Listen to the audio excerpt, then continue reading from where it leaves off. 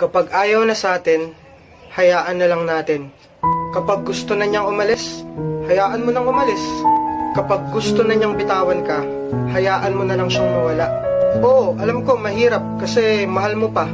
Pero hindi mo ba naisip na mas mahihirapan ka pa kapag pinagpilitan mo yung sarili mo sa taong ayaw naman na? Minsan, hindi porket sumuko ka, talo ka.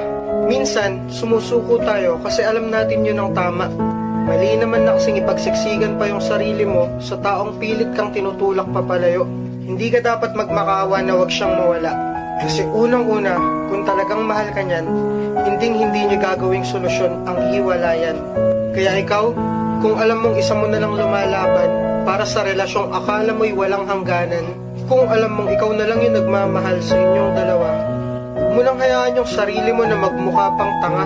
Yung sakit na nararamdaman mo, ngayon lang yan. Kasi darating din naman yung punto na kung saan isang araw gigising ka na lang nang wala nang nararamdaman para sa taong akala mo dati hindi mo kayang mawala. Kaya kung ayaw na niya, sumuko ka na. Hayaan mo na lang siyang sumaya sa paraang masasaktan ka ng sobra. At ngayon, nandyan ka na.